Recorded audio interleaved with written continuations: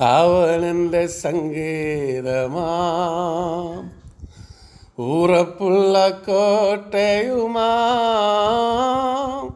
ജീവന്റെ ബലവും സഹായകനുമാം പാറയും വെളിച്ചവും രക്ഷയുമാം ജീവന്റെ ബലവും സഹായകനുമാം പാറയും വെളിച്ചവും രക്ഷയുമാം അവനെൻ്റെ സങ്കേതമാം. ഹൃദയം നുറുങ്ങിയോർക്കാശ്വാസകൻ മനസ്സു തകർന്നോർക്കുദ്ധാരകൻ. ഹൃദയം നുറുങ്ങിയോർക്കാശ്വാസകൻ മനസ്സു തകർന്നോർക്കുദ്ധാരകൻ. കഷ്ടപ്പെടുന്നവർക്കടുത്ത തുണ എളിയവർക്കു ന്യായപാലകൻ. കഷ്ടപ്പെടുന്നവർക്കടുത്ത തുണ എളിയവർക്കു ന്യായപാലകൻ. അവനെൻ്റെ സങ്കേതമാ ഉറപ്പുള്ള കോട്ടയുമാ ജീവന്റെ ബലവും സഹായകനുമാം പാറയും വെളിച്ചവും രക്ഷയുമാം. ജീവന്റെ ബലവും സഹായകനുമാം പാറയും വെളിച്ചവും രക്ഷയുമാം. അവനെൻ്റെ സങ്കേതമാം. Praise the lord. ഹല്ലേലൂയ. കർത്താവായ യേശുക്രിസ്തുവിൻ്റെ നാമത്തിൽ എല്ലാ പ്രിയപ്പെട്ടവർക്കും സ്നേഹവന്ദനങ്ങൾ. അതെ, അവൻ നമ്മുടെ സങ്കേതമാണ്, അവൻ നമ്മുടെ കോട്ടയാണ്. കർത്താവ് നമ്മുടെ ജീവൻ്റെ ബലമാണ്, സഹായകനാണ്, പാറയാണ്, വെളിച്ചമാണ്, രക്ഷയാണ്. ദൈവത്തിന് സ്തോത്രം. സങ്കീർത്തനക്കാരൻ പറയുന്നത് പോലെ കർത്താവ് നമ്മുടെ സകലത്തിൻ്റെയും സകലവുമാണ്. അത് ഹൃദയം നുറുങ്ങിയവർക്ക് ആശ്വാസകനാണ്. അവൻ മനസ്സ് തകർന്നവരെ താളടിയായി പോകുവാൻ അനുവദിക്കാതെ, വഴിയിൽ വിട്ടിട്ട് പോകാതെ ഉദ്ധാരകനാണ്. കഷ്ടപ്പെടുന്നവർക്ക്, അധ്വാനിക്കുന്നവരും ഭാരം ചുമക്കുന്നവരുമായുള്ളവരെ, നിങ്ങളെല്ലാവരും എൻ്റെ അടുക്കൽ വരുവീൻ, ഞാൻ നിങ്ങളെ ആശ്വസിപ്പിക്കും എന്ന് പറഞ്ഞ ഉദ്ധാരകനാണ്. എളിയവർക്കോ, സഹായിപ്പാൻ ആരുമില്ലാത്ത എളിയവർക്കോ അവർക്ക് ന്യായപാലകൻ. ദൈവത്തിന് സ്തോത്രം. എളിയവരെ ന്യായം പാലിക്കുന്നവൻ. അതെ, കർത്താവിനെ പോലെ, യേശുവിനെ പോലെ മറ്റാരെയും നമുക്ക് കാണുവാൻ കഴിയില്ല. ആരും സഹായമില്ലാത്തവർക്ക് സങ്കേതവും ബലവുമാണവൻ. മത്തായിയുടെ സുവിശേഷം 15-ാം അധ്യായത്തിൻ്റെ 21 മുതലുള്ള വാക്യങ്ങൾ കനാന്യ സ്ത്രീയുടെ ചരിത്രം, അനുഭവം നാം അവിടെ കാണുന്നു. പുറജാതിക്കാരത്തി, ഒരു കനാന്യ സ്ത്രീ ആയിരുന്നു അവൾ ദൈവസന്നിധിയിൽ കർത്താവിനോട് കരുണയ്ക്ക് വേണ്ടി യാചിക്കുന്നു. കർത്താവിൻ്റെ കൃപയാണ് അവളുടെ ആശ്രയം. നാമും അതുപോലെയാണല്ലോ. കനാന്യ സ്ത്രീ അവൾ പ്രജാതിക്കാരിയാണെങ്കിൽ യേശുക്രിസ്തുവിൻ്റെ കാലത്ത് ജീവിച്ച ഒരു പുറജാതിക്കാരത്തിയായിരുന്നു അവൾ. എന്നാൽ നാമോ ഇപ്പോൾ അന്യരും പരദേശികളുമായിരിക്കും നമ്മെ കർത്താവ് നമ്മെ വിളിച്ച് വേർതിരിച്ചു. ഇസ്രായേൽ പൗരത്വത്തോട് ബന്ധമില്ലാത്ത അന്യരും പരദേശികളുമായിരുന്നു നമ്മെ കർത്താവ് വിടുവിച്ചു, വിലയ്ക്ക് വാങ്ങി തൻ്റെ മക്കളും അവകാശികളുമായി തീർത്തു. പാപം ചെയ്ത ദൈവദേശം നഷ്ടപ്പെടുത്തിയവരായിരുന്ന നാമും, നമുക്കും അവകാശമൊന്നും പറയാനില്ല. കർത്താവിന് നമ്മോട് കരുണ തോന്നി, അത് മാത്രമേ നമുക്ക് അവകാശം, അവൻ്റെ കരുണ, അവൻ്റെ കൃപ, അത് മാത്രമേ ഉള്ളൂ. ദൈവത്തിന് സ്തോത്രം. അവളുടെ പ്രശ്നം എന്തായിരുന്നു? അവളുടെ മകൾക്ക് ഭൂതോപദ്രവം കഠിനമായിരിക്കുന്നു. എല്ലാ മനുഷ്യർക്കും, കർത്താവിനെ കണ്ടുമുട്ടാത്ത എല്ലാവർക്കും ഭൂതോപദ്രവമാണ്. കാരണം ഭൂതം, സാത്താൻ, സർവ്വലോകം ദുഷ്ടൻ്റെ അധീനതയിലല്ലേ. ഈ ലോകം മുഴുവനും സാത്താൻ്റെ ആധിപത്യത്തിലായിപ്പോയി. അത് നാം ദൈവവചനത്തിൽ കാണുന്നു. എഫേസ്യർ 2:2 മുതലുള്ള വാക്കുകൾ നാം കാണുന്നു. ദൈവപ്രതിമയായ ക്രിസ്തുവിൻ്റെ തേജസ്സുള്ള സുവിശേഷം ശോഭിക്കാതെ ഇരിപ്പാൻ ഈ ലോകത്തിന് ദൈവം അവിശ്വാസികളുടെ കണ്ണുകുരുടാക്കി. 2 കൊരിന്ത്യർ 4:4. ദൈവത്തിന് സ്തോത്രം. ക്രിസ്തുവിനെ കണ്ടുമുട്ടുവാൻ കഴിയാതെ സകലരെയും സാത്താൻ കണ്ണുകുരുടാക്കി വെച്ചു. അതും ഒരു ഭൂത ഉപദ്രവമാണ്, ശത്രുവിൻ്റെ ഉപദ്രവമാണ്. കനാന്യ സ്ത്രീക്ക് മാത്രമല്ല, എല്ലാ മനുഷ്യർക്കും ഇതുപോലെ രക്ഷകൻ്റെ ആവശ്യമുണ്ട്. ദൈവത്തിന് സ്തോത്രം. ശത്രുവിൻ്റെ പിടിപാടിൽ നിന്ന് മനുഷ്യർക്ക് സ്വന്തം ശ്രമങ്ങളാൽ വിടുതൽ പ്രാപിപ്പാൻ കഴിയുകയില്ല. അത് കനാന്യ സ്ത്രീ മനസ്സിലാക്കി. നമ്മുടെ നീതി പ്രവൃത്തികളാലല്ല, അവൻ്റെ കരുണപ്രകാരമേ രക്ഷ പ്രാപിക്കുവാൻ കഴിയുമെന്ന് തീത്തോസ് 3:5 നാം വായിക്കുന്നു. പക്ഷേ കനാന്യ സ്ത്രീക്ക് ഒരു അറിവുകേടും പറ്റി. എന്താണ്? അവൾ വിളിക്കുന്നത് ദാവീദ് പുത്ര എന്നാണ്. ദാവീദ് പുത്ര എന്നാണ് കർത്താവിനെ സംബോധന ചെയ്യുന്നത്. ദാവീദിൻ്റെ പുത്രൻ ഇസ്രായേലുമായി കർത്താവിൻ്റെ ഉള്ള ബന്ധത്തെ കാണിക്കുന്നത്. ദാവീദ് പുത്രൻ ഇസ്രായേലിൻ്റെ രാജാവാണ്, ഉദ്ധാരകനാണ്. കനാന്യ സ്ത്രീക്ക്, ഒരു പ്രജാതിക്ക് ദാവീദ് പുത്രന് ഒന്നും രക്ഷയില്ല. ഇസ്രായേലിലെ കാണാതെ പോയ ആളുകളെ തിരഞ്ഞെടുപ്പാനാണ് ദാവീദ് പുത്രൻ അയക്കപ്പെട്ടിട്ടുള്ളത്. അവളുടെ കർത്താവായി അവൾ യേശുവിനെ ആദ്യം അറിഞ്ഞില്ല. പിന്നെ അവൾ പറയുന്നത് എന്താണ്? ദാവീദിൻ്റെ പാരമ്പര്യമാണ്. വല്ലാത്തൊരു അജ്ഞതയായിപ്പോയി. ഇന്നും മനുഷ്യ കാര്യത്തിൽ അന്ധബുദ്ധികളാണ്, അജ്ഞാനികളാണ്. രക്ഷിക്കപ്പെടുന്നതിന് മുമ്പുള്ള കാലം അജ്ഞതയുടെ കാലമാണ്, അറിയായ്മയുടെ കാലമാണ്. അതാണ് നാം വായിക്കുന്നത്. എന്നാൽ അറിയായ്മയുടെ കാലങ്ങളെ ദൈവം ലക്ഷ്യമാക്കാതെ ഇപ്പോൾ എല്ലായിടത്തും എല്ലാവരും മാനസാന്തരപ്പെടണം എന്ന് ദൈവം മനുഷ്യനോട് കൽപ്പിക്കുന്നു. ദൈവത്തിന് സ്തോത്രം. എല്ലാവരും അറിവ് കെട്ടവരായിപ്പോയി. എഫേസ്യർ 4:18, അപ്പോസ്തലപ്രവൃത്തി 1:14 ഒക്കെ ഈ കാര്യങ്ങൾ വ്യക്തമായി നാം കാണുവാൻ കഴിയുന്നു. ദൈവത്തിന് സ്തോത്രം. പക്ഷെങ്കിൽ യേശു അവളൊരു വാക്കും ഉത്തരം പറഞ്ഞില്ല. അവളുടെ അറിവുകേട് അവളെ ബോധ്യപ്പെടുത്താൻ കർത്താവ് പരിശ്രമിക്കുക. അവൾ യേശുവിൻ്റെ പിന്നാലെ നിലവിളിച്ചുകൊണ്ട് ചെന്നു. കർത്താവിൻ്റെ മൗനത്തിൽ അവൾ നിരാശപ്പെട്ടില്ല, പിന്മാറിയില്ല. അവളിലുള്ള വിശ്വാസം വലിയതെന്ന് അവൾ തെളിയിക്കുകയായിരുന്നു. കർത്താവ് മൗനമായിരിക്കുമ്പോഴും മറുപടി പറയുമ്പോഴും അവൻ്റെ പിന്നാലെ ചെല്ലുക, അതാണ് വിശ്വാസം. പ്രാർത്ഥനയ്ക്ക് മറുപടി നൽകിയില്ലെങ്കിൽ പ്രാർത്ഥന നിർത്തിയിട്ട് പോവുകയല്ല. മടുത്തു പോകാതെ എപ്പോഴും പ്രാർത്ഥിക്കുക. വീണ്ടും വീണ്ടും വിശ്വാസത്തോടെ പ്രാർത്ഥിക്കുക. കനാന്യ സ്ത്രീ യേശുവിനോട് നിലവിളിച്ച് ചെന്നിട്ടും മറുപടി ഒന്നും കിട്ടാഞ്ഞിട്ടും നിരാശപ്പെട്ടു പോകാതെ പോയിരുന്നത് പോലെ പ്രാർത്ഥനയ്ക്ക് മറുപടി കിട്ടുന്നില്ല എന്നിട്ടും നിരാശപ്പെടാതെ വീണ്ടും വീണ്ടും മടുത്തു പോകാതെ മുട്ടിപ്പായി പ്രാർത്ഥിച്ചുകൊണ്ടിരുന്നാൽ ദൈവം മറുപടി നൽകും. അവൻ വിശ്വസ്തനാണ്. ദൈവത്തിന് സ്തോത്രം. ദൈവത്തിന് സ്തോത്രം. മറുപടി ഇല്ലാതെ ഇരുന്നപ്പോഴും, ഓരോ ഉത്തരം പറയാത്തപ്പോഴും, മൗനമായിരുന്നപ്പോഴും മറുപടി പ്രതീക്ഷിച്ചുകൊണ്ട് പിന്നാലെ ചെല്ലുക, അതാണ് യഥാർത്ഥ വിശ്വാസം. എന്നാൽ യേശുവിൻ്റെ ശിഷ്യന്മാർ കുറച്ച് പേര് കൂടെ നടക്കുന്നുണ്ടല്ലോ. യേശുവിൻ്റെ ശിഷ്യന്മാർ എപ്പോഴും അവർ കൂടെ കാണും. യേശുവിൻ്റെ കൂടെ 12 ശിഷ്യന്മാരുണ്ട്. 12 ശിഷ്യന്മാരല്ലാതെ അത് കൂടിയ ശിഷ്യന്മാരുണ്ടായിരുന്ന സന്ദർഭങ്ങളുണ്ട്. എന്നാൽ ഈ ശിഷ്യന്മാരെന്തു പറയുന്നു? അവൾ നമ്മുടെ പിന്നാലെ നിലവിളിച്ചു കൊണ്ടുവരുന്നു, അവളെ പറഞ്ഞയക്കുക എന്നാണ് ശിഷ്യന്മാർ പറഞ്ഞത്. ദൈവത്തിന് സ്തോത്രം. യഹൂദന്മാരായ നമ്മുടെ എന്ന ജാതി തിമിരത്തോടെ ആയിരിക്കും അവർ പറയുന്നത്, അല്ലേ? യഹൂദന്മാരാണ് നാം സമൂഹത്തിൽ ഒത്തിരി ഉന്നത സ്ഥാനമുള്ളവരാണ്. യഹൂദന്മാരെ ജാതികളെക്കാൾ ഒത്തിരി ആത്മീയമായി പക്വതയുള്ളവരാണ്, ആത്മീയമായ ഉന്നത ശ്രേണിയിലുള്ളവരാണെന്നൊക്കെ അവർ കരുതിയിരിക്കുന്നത്. അതായിരിക്കും ഒരു പക്ഷേ യഹൂദന്മാരായ നമ്മുടെ എന്ന് പറയുന്നത്.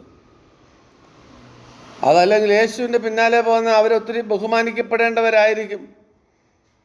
യേശുവിൻ്റെ ശിഷ്യന്മാർ, യേശുവിൻ്റെ പിന്നാലെ പോകുന്ന നാം, യേശുവിൻ്റെ അടുത്ത് നിൽക്കുന്നവർ, നമ്മുടെ പിന്നാലെ ഇവളിങ്ങനെ വരുന്നു നിലവിളിച്ചുകൊണ്ട്, അതായിരിക്കും. ഒത്തിരി ഉന്നത ശ്രേണിയിലുള്ളവരായതുകൊണ്ടായിരിക്കാം. ദൈവത്തിന് സ്തോത്രം. ഒരുതരം ജാതിത്തിമിരം എന്ന് പറയരുത് ഇതിനെ. ആ പുറജാതിക്കാർ നമ്മുടെ പിന്നാലെ വരുന്നു നിലവിളിച്ചുകൊണ്ട്, നമുക്കിത് നാണക്കേടാണ്. ഇവൾ ഒരു പുറജാതിക്കാരിയല്ലേ, അവളിങ്ങനെ നിലവിളിച്ച് കരഞ്ഞും കൂവിയും നമ്മുടെ പിന്നാലെ നടക്കും, നമുക്ക് ക്ഷീമ. ഇതൊരു നാണക്കേടല്ലേ കർത്താവ്, ഇവളിതാ പിന്നാലെ വരുന്നു, അവളെ പറഞ്ഞയക്ക്. അതായിരുന്നു ശിഷ്യന്മാർ പറഞ്ഞതിൻ്റെ അർത്ഥം. ദൈവത്തിന് സ്തോത്രം. ഇതിങ്ങനെ പിന്നാലെ വരുന്നത് നമുക്ക് നമ്മുടെ സമൂഹത്തിലുള്ള വിലയും നിലയൊക്കെ പോവും എന്നായിരിക്കും അവർ പറഞ്ഞത്. കർത്താവ് എന്ത് ചെയ്തു? കർത്താവ് അവളെ പറഞ്ഞയച്ചില്ല.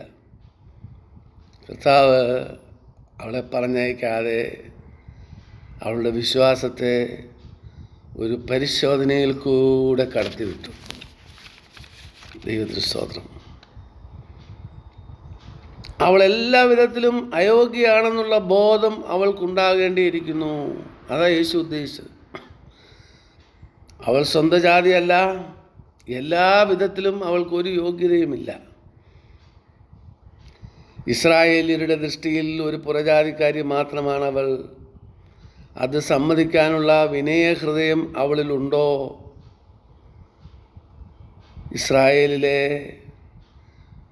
ഇസ്രായേൽക്കാരുടെ കണ്ണുകൊണ്ട് നോക്കിയാൽ പുറജാതിക്കാരിയാണെന്ന് നമ്മൾ സമ്മതിക്കുമോ? അത് വെളിപ്പെടുത്തുവാൻ കർത്താവ് ഒരു കാര്യം കൂടെ ചെയ്തു. എന്താണ് യേശു ചെയ്തത്? യേശു പറഞ്ഞു, മക്കളുടെ അപ്പം എടുത്ത് നായ്ക്കുട്ടികൾക്ക് ഇട്ടുകൊടുക്കുന്നത് നന്നല്ല എന്നാണ്. ദൈവത്തിന് സ്തോത്രം.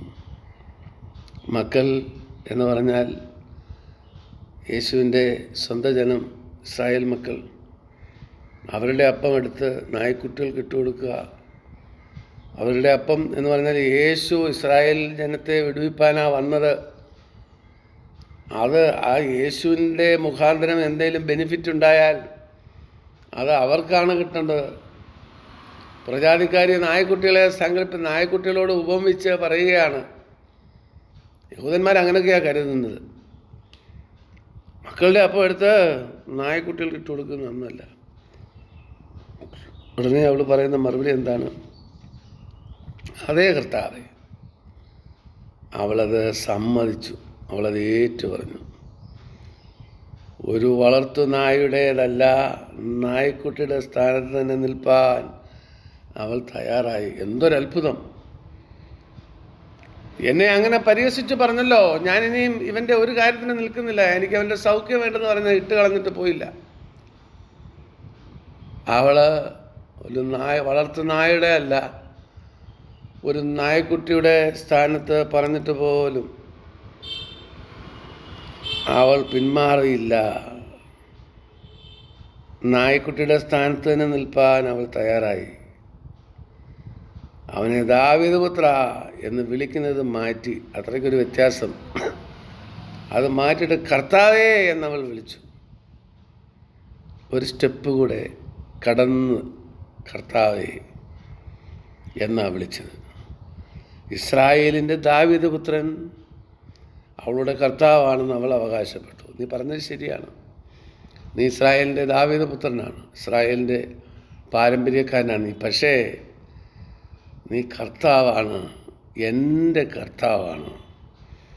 ഇസ്രായേലിൻ്റെ ദാവീദ് പുത്രനാണെങ്കിലും നിന്നെ ഞാൻ എൻ്റെ കർത്താവും എൻ്റെ രക്ഷിതാവുമായി അംഗീകരിക്കുന്നു. അപ്പോഴോ കർത്താവേ എന്നവൾ അവകാശപ്പെട്ടു. എങ്കിൽ അവളെയും അനുഗ്രഹിപ്പാൻ അവൻ ബാധ്യസ്ഥനാണ്. അവൾക്കറിയാമോ യേശുവിൻ്റെ മനോഭാവം? കർത്താവേ എന്ന് വിളിച്ചടുത്ത് ചെല്ലുന്നവരെ ആരും യേശു നിരാശപ്പെടുത്തി പറഞ്ഞയക്കത്തില്ല. ദൈവത്തിന് സ്തോത്രം. നാം സത്യം അറിഞ്ഞിട്ട് വേണം വിളിക്കാൻ. പല കാര്യങ്ങളും അവകാശം പറഞ്ഞാൽ നമുക്കൊന്നും കിട്ടത്തില്ല. ദൈവം നമ്മെ അനുഗ്രഹിക്കുന്ന മുഖാന്തരം കൃപയാണ്, നമുക്ക് പ്രിവിലേജ്, അഭിമാനകരമായത്. എടുത്തു പറയുവാൻ പുകഴുവാൻ ഒന്നുമില്ല. അതല്ലേ സത്യം. ഞാൻ യോഗ്യനല്ല യേശുവേ,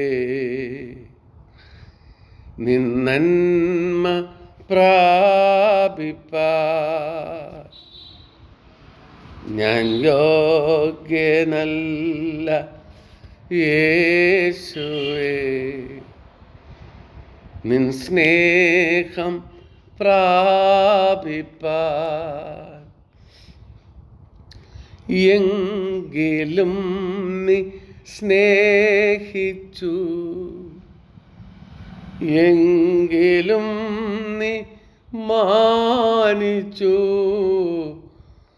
എങ്കിലും നീ സ്നേഹിച്ചു, എങ്കിലും നീ മാനിച്ചു. ഇത്ര നല്ല സ്നേഹമേ നന്ദിയോടെ വാഴ്ത്തും ഞാൻ. ഇത്ര നല്ല സ്നേഹമേ നന്ദിയോടെ വാഴ്ത്തും ഞാൻ. യോഗ്യനല്ല, ആ മനോഭാവം നമ്മളിലും ഉണ്ടാകണം. അവളുടെ കർത്താവാണ് എന്നവൾ അവകാശപ്പെട്ടു. എങ്കിലും കർത്താവാണെങ്കിൽ അവളെയും അനുഗ്രഹിപ്പാൻ അവൻ ബാധ്യസ്ഥനാണല്ലോ. നായ്ക്കുട്ടികൾക്ക് വീതം ലഭിപ്പാൻ, നായ്ക്കുട്ടികൾക്കുള്ള വീതം ലഭിപ്പാൻ അവൾ യോഗ്യയാണ്. ദൈവത്തിന് സ്തോത്രം. നായ്ക്കുട്ടികളാണ്, സമ്മതിച്ചു. പക്ഷേ യജമാനൻ്റെ നായ്ക്കുട്ടികൾക്ക് അതിൻ്റേതായിട്ടുള്ള വീതമുണ്ടല്ലോ, അത് മതി എന്നവൾ സമ്മതിക്കുകയാണ്. എന്തൊരു എളിമയാണ് ഇവിടെ നാം കാണുന്നത്. അവൾ തന്നെത്താൻ താഴ്ത്തി. ദൈവത്തിന് സ്തോത്രം. അവൾ പരമാവധി തന്നെത്താൻ താഴ്ത്തി കൊടുത്തു. ദൈവത്തിന് സ്തോത്രം. അതുകൊണ്ട് കർത്താവ് അവളെ ഉയർത്തപ്പെടുവാൻ, കർത്താവിനാൽ അവൾ ഉയർത്തപ്പെടുവാൻ പോകുന്നു. ലൂക്കോസ് 14:11. ലൂക്കോസ്. ഉന്നതനും പരിശുദ്ധനുമായ ദൈവം താഴ്മയുള്ളവരുടെ മനസ്സിലും മനസ്താപമുള്ളവരുടെ ഹൃദയത്തിനും ചൈതന്യം വരുത്തുവാൻ മനസ്താപവും മനോവിനയവും ഉള്ളവരുടെ കൂടെ വസിക്കുന്നു എന്നിതാ തെളിയിക്കുന്നു. യെശയ്യാപ്രവചനം 57-15 ദൈവത്തിന് സ്തോത്രം. സ്ത്രീയെ, നിന്റെ വിശ്വാസം വലിയത്. കർത്താവ് പറഞ്ഞു. അവളിലുള്ള സഹനശക്തി, ന്യായവാദം, സ്നേഹം ഒക്കെ വിലയേറിയതായിരുന്നു, അല്ലേ? അവളിലുള്ള സഹനശക്തി വിലയേറിയതായിരുന്നു, ന്യായവാദം, ഡിമാൻഡുകളൊക്കെ വിലയേറിയതായിരുന്നു, അവൾക്ക് കർത്താവിനുള്ള സ്നേഹമൊക്കെ വലിയതായിരുന്നു. എങ്കിലും കർത്താവ് കണ്ടതും പ്രശംസിച്ചതും എന്താണ്? അത് അവളിലുള്ള വിശ്വാസത്തെയാണ്. ദൈവത്തിന് സ്തോത്രം. സ്ത്രീയെ, നിന്റെ വിശ്വാസം വലിയത്. കർത്താവിൻ്റെ മൗനം, നിരസനം, ശാസനം, അതിലൊന്നും അവൾ അടിപതരാതെ നിന്നു. എന്തൊരു ശക്തമായ വിശ്വാസം! കർത്താവ് മൗനമായിരുന്നു ആദ്യം, അത് കഴിഞ്ഞ് നിരസിച്ചു, പിന്നെ അവളെ ശാസിച്ചു. അതിലൊന്നും അവൾ മടിച്ചും അവൾ മനസ്സ് മടുത്തുപോയില്ല. ഒന്നിനു പുറകെ ഒന്നായി പ്രതിരോധങ്ങൾ വന്നു. ദൈവപൈതലേ, നമ്മുടെ ജീവിതത്തിലും വിശ്വാസത്തിനെതിരായി വളരെ പ്രതികൂലങ്ങൾ വന്നേക്കാം. അതിലൊന്നും പതറിപ്പോകാതെ ഇറങ്ങി പുറപ്പെട്ട സ്ഥാനത്ത് വിശ്വസ്തയോടെ നിൽക്കുവാൻ കഴിയുമോ? പലരും പ്രതികൂലം വരുമ്പോൾ, നിരസനം വരുമ്പോൾ, മൗനം വരുമ്പോൾ, ശാസനം വരുമ്പോൾ പലരും പിന്മാറിപ്പോകും. എപ്പോഴിതാ ആ സ്ത്രീ അടിപതരാതെ പ്രതികൂലത്തിലും നിന്നു. എന്തോ ഒരു ശക്തമായ വിശ്വാസം. വിശ്വാസം കൂടാതെ ദൈവത്തെ പ്രസാദിപ്പാൻ കഴിയുന്നതല്ല. എബ്രായ ലേഖനം 11:6. അവൾ വിശ്വസിച്ചപ്പോൾ ഭാഗ്യവതി. ലൂക്കോസ് 1:45. പുത്രനിൽ വിശ്വസിക്കുന്നവന് നിത്യജീവനുണ്ട്. യോഹന്നാൻ 3:16. ആകയാൽ വിശ്വാസികൾ അത്രേ അബ്രഹാമിൻ്റെ മക്കൾ. ഗലാത്യർ 3:7. ലോകത്തെ ജയിച്ച ജയമോ നമ്മുടെ വിശ്വാസം തന്നെ. Price the Lord. 1 യോഹന്നാൻ 5:4. ആ വാക്യങ്ങൾ മാത്രം ശ്രദ്ധിച്ചാട്ടെ. ദൈവത്തിന് സ്തോത്രം. എത്ര ശക്തമായ വചനങ്ങൾ! വിശ്വാസത്തെ ത്വരിതപ്പെടുത്തുന്ന, വിശ്വാസത്തെ ശക്തിപ്പെടുത്തുന്ന വചനങ്ങൾ. അത് അണ്ടർലൈൻ ചെയ്ത് പഠിക്കണം. ദൈവത്തിന് സ്തോത്രം. നിൻ്റെ ഇഷ്ടം പോലെ നിനക്ക് ഭവിക്കട്ടെ. അവളുടെ വിശ്വാസത്തിന് കർത്താവ് പ്രതിഫലം നൽകി. സ്ത്രീയെ, നിൻ്റെ ഇഷ്ടം പോലെ നിനക്ക് ഭവിക്കട്ടെ. നിൻ്റെ ഇഷ്ടം നിന്നോട് കരുണ കാണിക്കാനല്ലേ? നിൻ്റെ ഇഷ്ടം നിൻ്റെ മകളുടെ ഭൂതോപദ്രവം മാറാനല്ലേ? അതെ, നിൻ്റെ ഇഷ്ടം കൊള്ളാം, നന്നായിരിക്കുന്നു. നിൻ്റെ സ്റ്റെപ്പുകളൊക്കെ നന്നായിരിക്കുന്നു. ഇനിയും നിനക്ക് പ്രതിഫലമാവേണ്ടത്. നിൻ്റെ ഇഷ്ടം പോലെ നിനക്ക് ഭവിക്കട്ടെ. കർത്താവ് അവളുടെ വിശ്വാസത്തിന് പ്രതിഫലം നൽകി. എന്നിട്ട് എന്ത് സംഭവിച്ചു? ആ നാഴിക മുതൽ അവളുടെ മകൾക്ക് സൗഖ്യം വന്നു. ദൈവത്തിന് സ്തോത്രം. വിശ്വാസം അനുഗ്രഹത്തിൻ്റെ കലവറ തുറന്നു കൊടുക്കുന്നു. അനുഗ്രഹത്തിൻ്റെ കലവറയുടെ, പ്രതിഫലത്തിൻ്റെ, അനുഗ്രഹത്തിൻ്റെ മുറിയുടെ താക്കോൽ അത് വിശ്വാസമാണ്. അതിൻ്റെ കലവറ അവളുടെ വിശ്വാസം മുഖാന്തരം തുറക്കുവാനിടയായി. അവങ്കിലേക്ക് നോക്കിയവർ പ്രകാശിതരായി. അവരുടെ മുഖം ലജ്ജിച്ചു പോയതുമില്ല. ദൈവ പൈതലേ, വിശ്വാസത്തോടെ കർത്താവിൻ്റെ അടുക്കൽ ചെല്ല്. നിൻ്റെ വിശ്വാസത്തെ തടസ്സപ്പെടുത്തുവാൻ അനേക പ്രതികൂലങ്ങൾ ഉണ്ടായെന്നിരിക്കാം.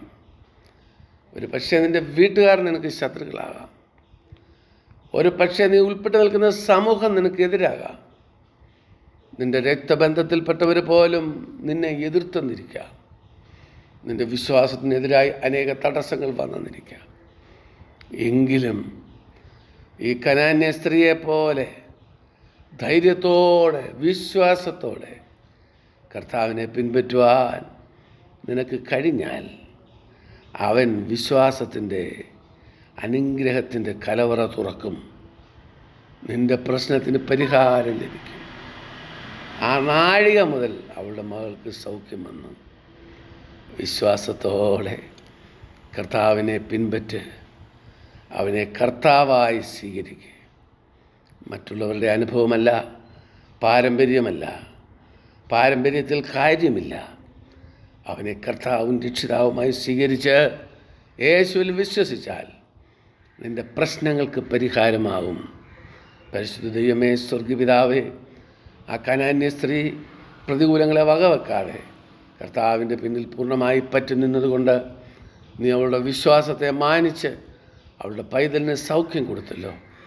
നിൻ്റെ സന്നിധിയിൽ മുട്ടുമടക്കിയിരിക്കുന്ന മക്കളെയെല്ലാം സമർപ്പിക്കുന്നു. വിവിധ പ്രയാസങ്ങളാൽ, പ്രതികൂലങ്ങളിൽ അകപ്പെട്ട എൻ്റെ കുഞ്ഞുങ്ങൾക്കെല്ലാം മറുപടി നൽകണമേ. വിടുതലും ആശ്വാസവും നൽകണം.